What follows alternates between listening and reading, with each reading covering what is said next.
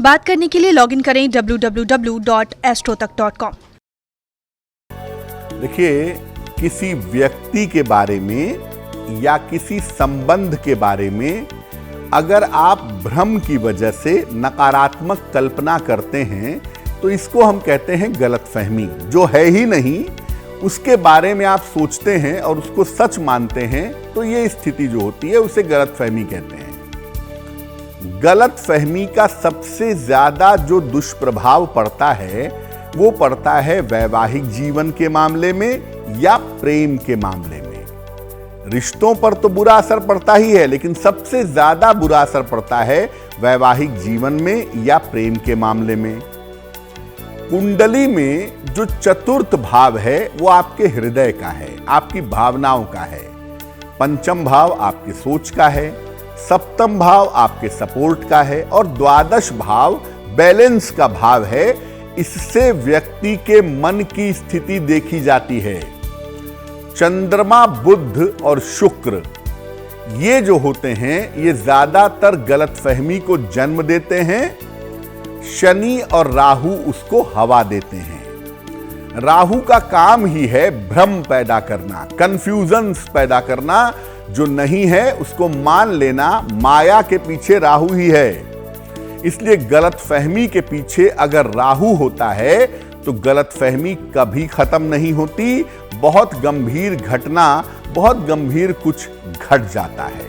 इसलिए कौन सा ग्रह किस तरह की गलतफहमी पैदा कर रहा है उसको समझना बहुत जरूरी रहेगा। अगर पति पत्नी के बीच में गलतफहमी हो, मान लिया पति को गलतफहमी है पत्नी के बारे में, तो पत्नी उपाय करेंगी।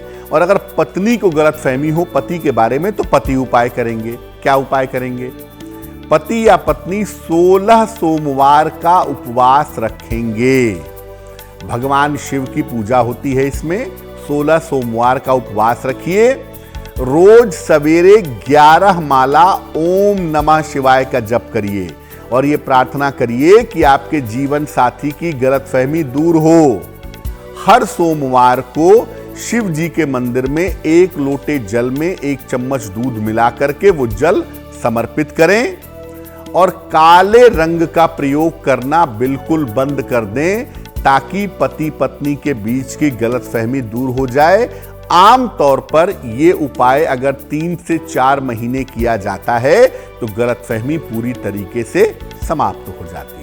अगर प्रेम के रिश्ते में गलतफहमी हो, प्रेमी को गलतफहमी हो प्रेमिका के बारे में, तो प्रेमिका उपाय करेगी। और अगर प्रेमिका को गलतफहमी हो प्रेमी के बारे में तो प्रेमी उपाय करेंगे ताकि रिश्ता टूटे नहीं। क्या उपाय करेंगे? रोज सवेरे राधा कृष्ण की संयुक्त रूप से पूजा करेंगे।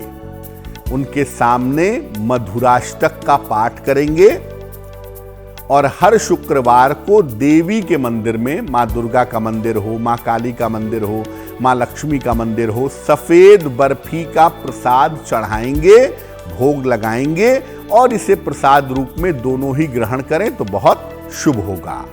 लगभग ये उपाय 2 महीने तक करने से चीजें बेहतर होनी शुरू हो जाती है। देखिए, अगर 2 भाइयों में गलतफहमी पैदा हो गई तो जिस भाई के प्रति गलतफहमी है वो उपाय करेगा। भाई बहन के बीच में हो गई है तो जिसके प्रति गलतफहमी है वो उपाय करेगा। जिसको गलतफहमी है वो तो खैर करेगा नहीं। उपाय क्या किया जाएगा? मंगलवार का एक तो उपवास रखिए और इस उपवास में विधिवत हनुमान जी की पूजा करिएगा। नित्य प्रातः 11 माला 108 × 11 बार ओम हं हनुमते नमः, ओम हं हनुमते नमः इस मंत्र का जप करिएगा। हर मंगलवार को हनुमान जी को चमेली और सिंदूर चढ़ाइएगा। अगर आप महिला हैं तो आप ये नहीं चढ़ाएंगी, आप केवल लाल फूल चढ़ाइएगा। ये उपाय लगातार 9 मंगलवार अगर किए जाएं तो भाई भाई के बीच की, भाई बहन के बीच की गलतफहमी बहुत आसानी से दूर हो जाती है। अगर दोस्तों के बीच में गलतफहमी पैदा हो गई हो तो इसको सॉल्व करना जरा कठिन होता है। प्रेमी प्रेमिका वाली गलतफहमी और मित्रता में गलतफहमी सबसे ज्यादा पैदा होती है। कैसे दूर करें? देखिए, जिस दोस्त को गलतफहमी है वो तो उपाय करेगा नहीं, लेकिन जिसके प्रति गलतफहमी है उसे उपाय करना चाहिए। क्या करेंगे?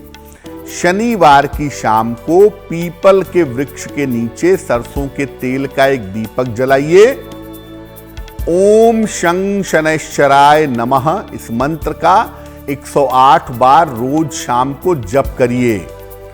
सफेद चंदन का तिलक लगाइए रोज सुबह या शाम, और ये उपाय लगातार 8 शनिवार को करिए। मित्रों के बीच की गलतफहमी बहुत आसानी से दूर हो जाएगी। जिन लोगों का जन्मदिन 29 जनवरी को है, उन्हें हम सबकी तरफ से जन्मदिन की हार्दिक शुभकामनाएं। आने वाले साल में